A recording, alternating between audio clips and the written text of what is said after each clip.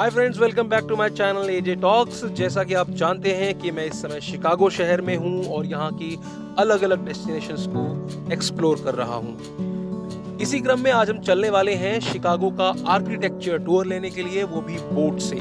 जी हाँ, Chicago river जो कि इस शहर के बीचों बीच से बहती है, उसमें आपको बोट के द्वारा पूरी तरह से आसपास की सारी बिल्डिंग्स की जानकारी दी जाती है और आर्किटेक्चर टूर कराया जाता है। इस पूरे ही टूर का जो चार्जेस है वो इंडियन करेंसी के हिसाब से 3000 रुपए के आसपास है, और अगर आप यूएस के डॉलर्स की बात करें तो करीब 40 to 43 डॉलर्स के आसपास इसका रेट होता है। आमतौर पर सुबह 10 बजे ये बोटिंग स्टार्ट हो चुकी होती है। इस बोट में ही रेस्टोरेंट की व्यवस्था भी होती है जहां बियर सर्व होती है, और साथ में आप कुछ खाने के लिए भी हल्का फुल्का ले सकते हैं। तो अगर मैं घूमने की बात करूं तो बकेट लिस्ट में सबसे पहले जो घूमने की जगह होती है शिकागो में, वो आर्किटेक्चर टूर ही होती है, जिससे आपको अलग अलग बिल्डिंग्स के बारे में जानकारी मिलती है, शिकागो शहर के बारे में जानकारी मिलती है। जो कि गाइड आपके साथ अवेलेबल होता है बोट में, वो आपको सारी जानकारियां देता है कि यहाँ पर क्या फेमस है, नाइट लाइफ कैसी है, कहाँ जाना चाहिए, नहीं जाना चाहिए, और क्या क्या चीज़ें यहाँ फेमस हैं करने के लिए, और कौन सी बिल्डिंग कब बनी, इसका क्या हिस्टोरिकल वैल्यू है, और थोड़ा बहुत जो शिकागो फायर के बारे में भी वो आपको जानकारी देते हैं। तो बने रहिएगा इस पूरे सफ़र में। 70 मिनट का ये जो सफ़र है, बोट जो आपकी यात्रा है, ये 70 मिनट की है, और इसके दौरान आपको सारी जानकारियाँ हमारी जो दीदी गाइड है, अभी आपको जो नेक्स्ट आवाज़ सुनाई देगी वो आपको देंगी। तो अगर मैं इस वीडियो की बात करूं तो ये वीडियो काफ़ी लंबी होगी। एक्चुअली इसको मैंने एज इट इज़ रखने की कोशिश की है ताकि आप गाइड जो कह रही हैं उसको भी सुन सकें और समझ सकें। तो अगर आप इस चैनल पे नए हैं तो सब्सक्राइब करना मत भूलिएगा, बेल आइकन दबा दीजिएगा ताकि आप तक मेरे सारे अपडेट्स पहुंचते रहें। Things. I do need all of you to take a seat for me. The boat does tend to bounce and bobble a little bit, so I do need all of you to take a seat to make sure you stay safe. We made it 75 minutes. Can't lose the end of the river now, right? But please take a seat, and when you see me exit the boat, that means it's perfectly safe for you to stand up and exit as well. When you do exit the boat, I'll be at the top of the dock, so if you have anything else or any questions, comments, I would love to help you out.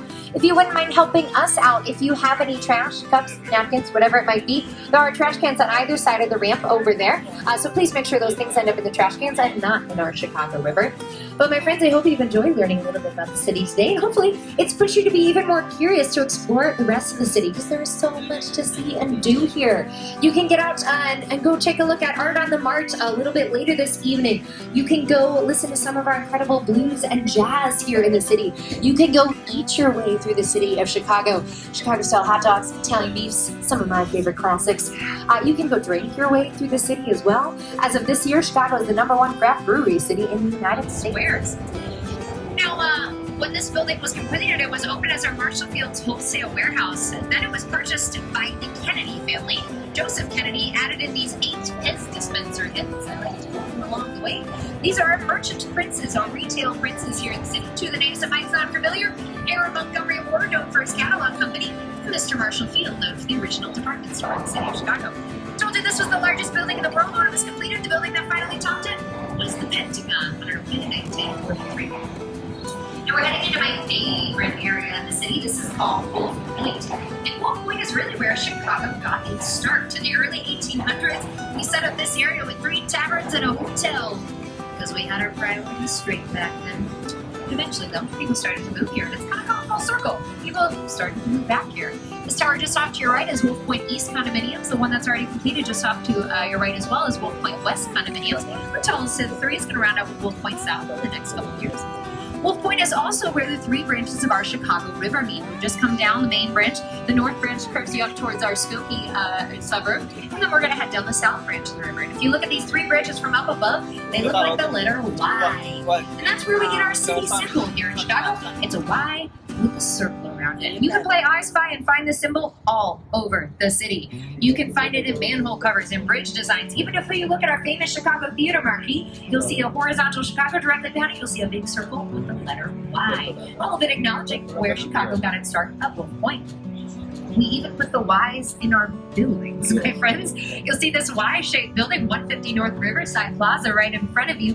This building had some issues when they were designing it. They realized that they had a river on one side and railroad tracks on the other, so they couldn't just drill those structural support columns wherever they wanted them to be. What they ended up doing was using only about 20% of their allotted space for the center portion of the letter Y. In that 20%, the keystones drilled down about 110 feet to hit the bedrock down below. The building kind of shoots up from there and it cantilevers out in that Y shape. The very first floor is about 104 feet in the air. Because this building is so tall and such a narrow base, the architects designed in a very interesting engineering feature, what are called inertial slosh dampers. What that means is all the way on the inside at the top of this building, there are very large water tanks that hold about 160,000 gallons of water. So when the wind puts pressure on this building and it starts to sway in one direction, the water in those water tanks slosh up against the other side to pull the building back into an upright position. We're going to learn some really weird things from one of the buildings here in the city of Chicago. This one's from the Getch Partners in 2017. And this building right next to us is our Boeing building. It was originally designed for our Morton Salt Company.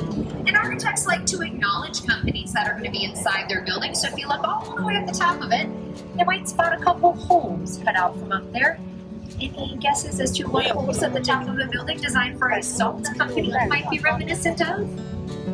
Yeah, a little salt shaker, or perhaps a giant salt shaker. Architects like to have fun too, guys, I'm just saying.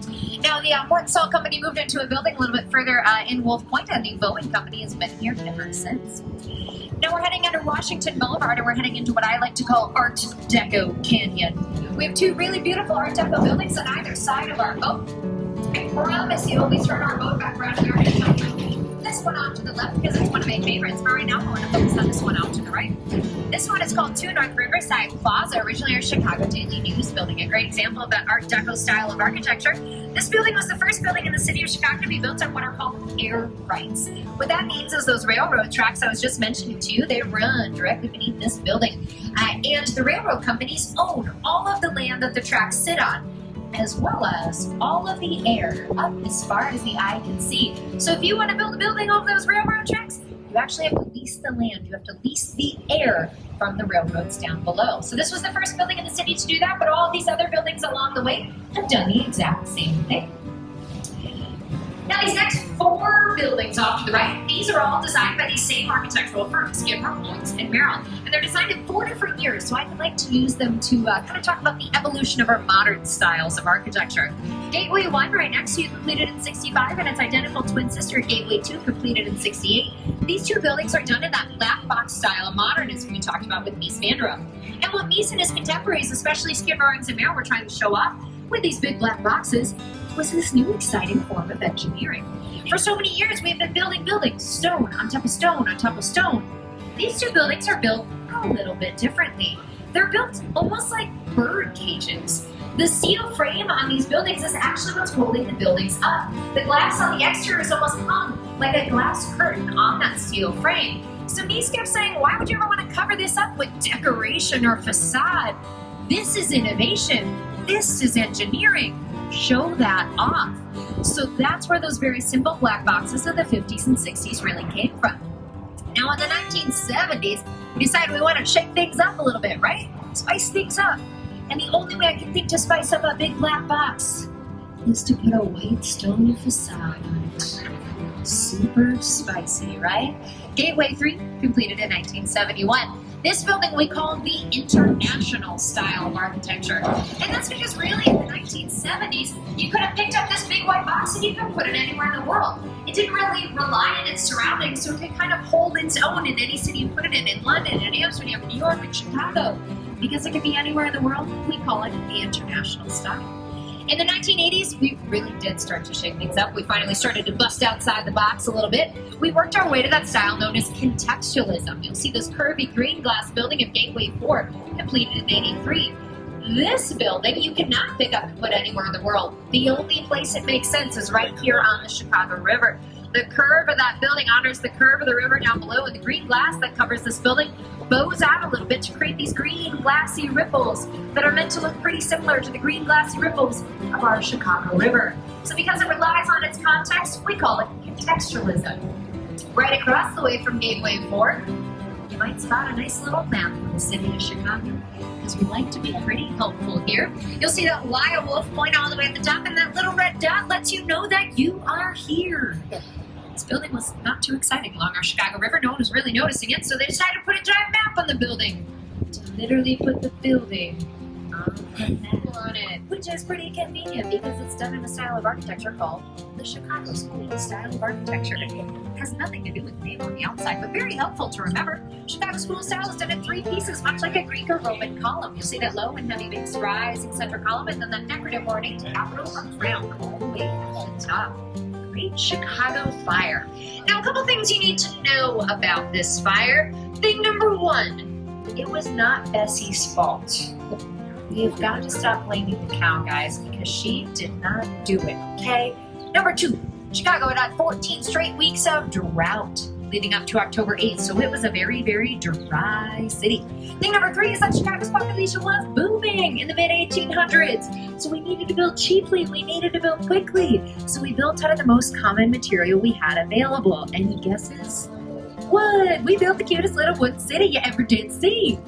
Until you didn't see it anymore on October 8th of 1871. Not too far from us, like I said, just a couple blocks over this way was Mrs. O'Leary's farm.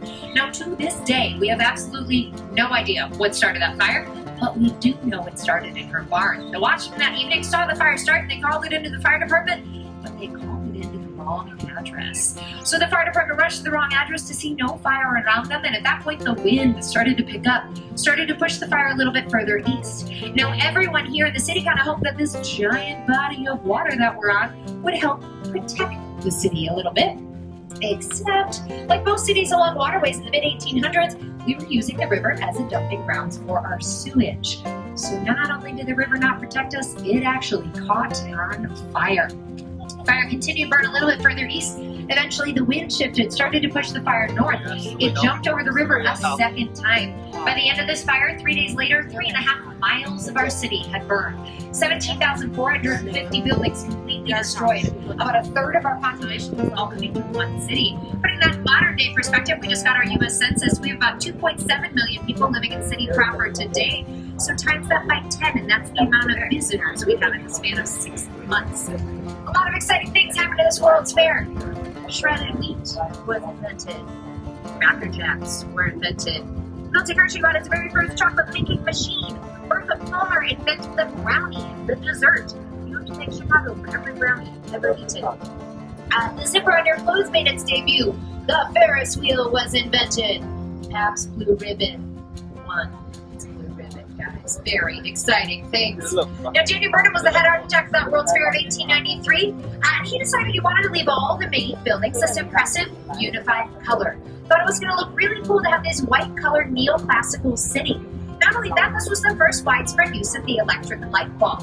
So these white buildings were literally going to glow, and trains were coming from Chicago because all of the railroads came here.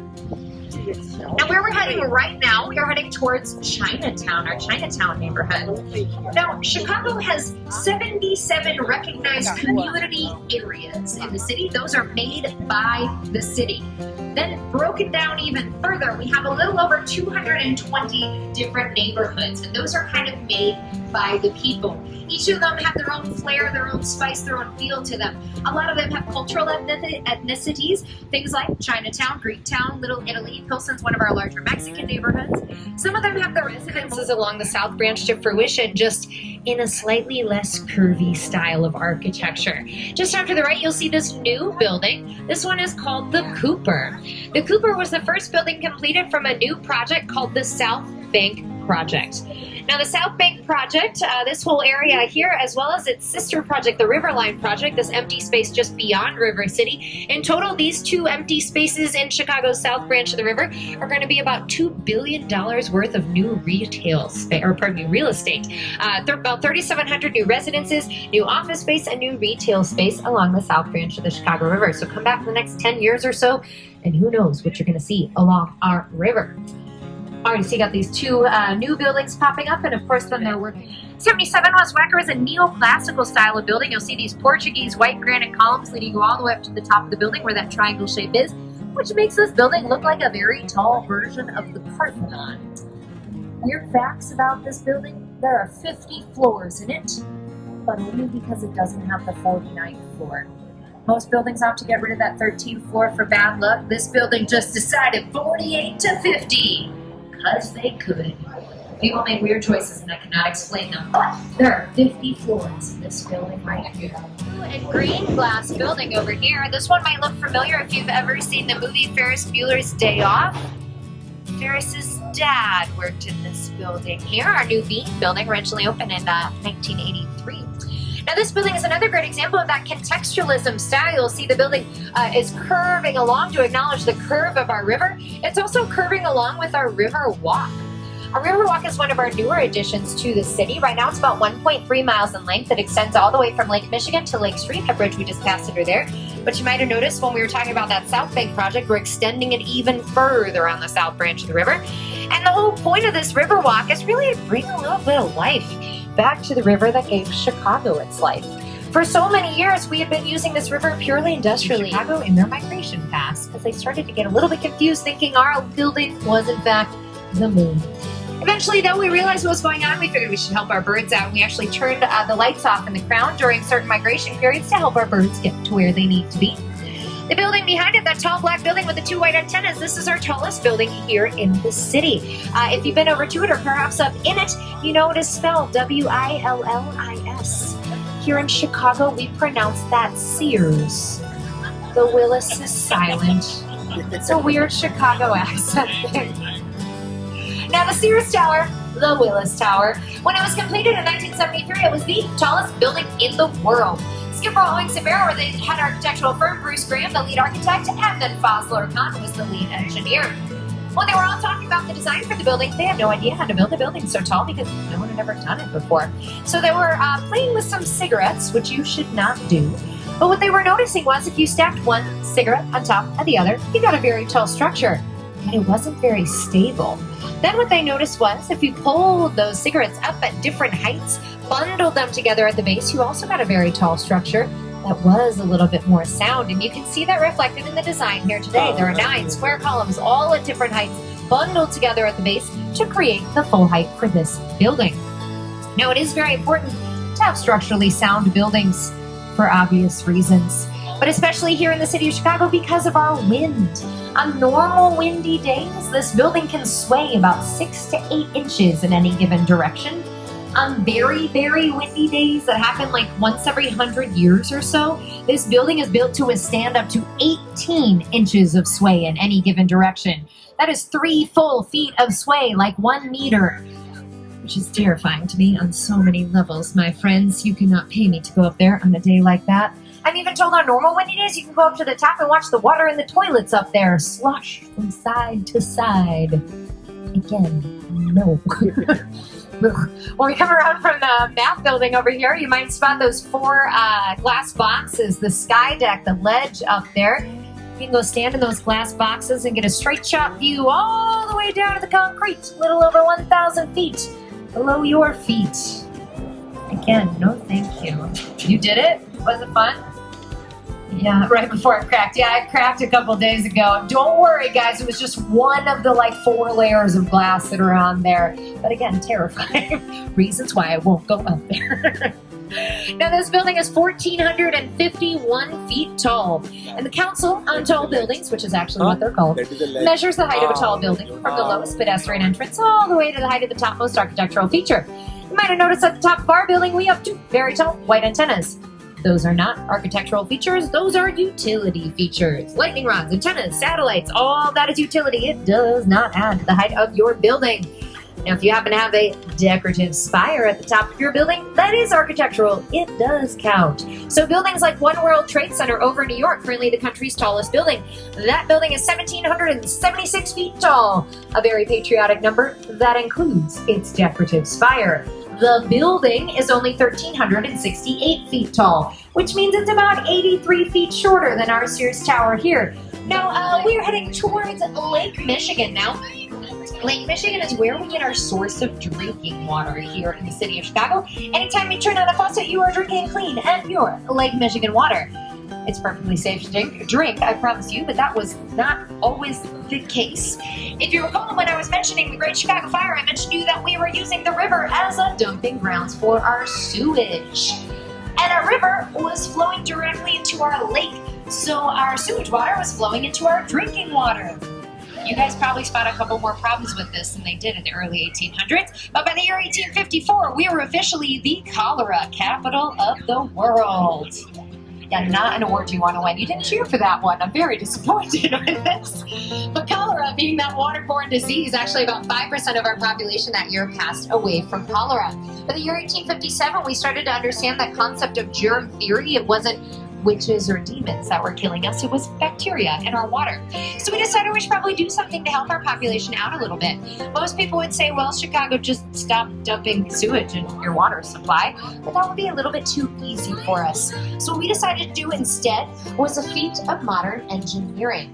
We built a 28-mile long canal called the Illinois Shipping and Sanitation Canal, which did two things for our city: shipping, sanitation. Go figure.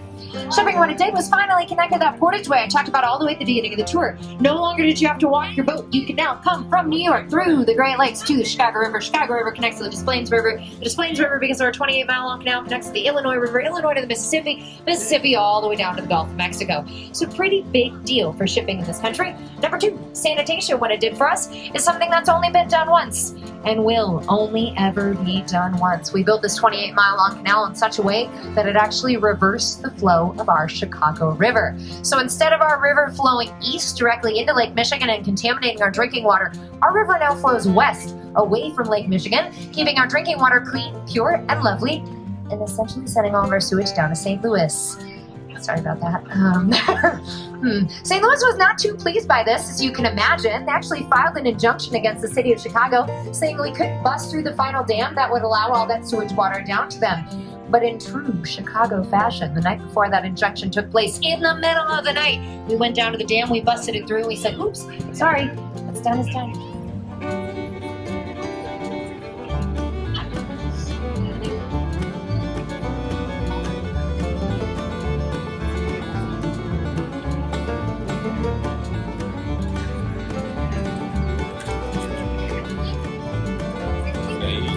आज बड़े दिनों बाद अच्छे से history से आगे बैठ हाँ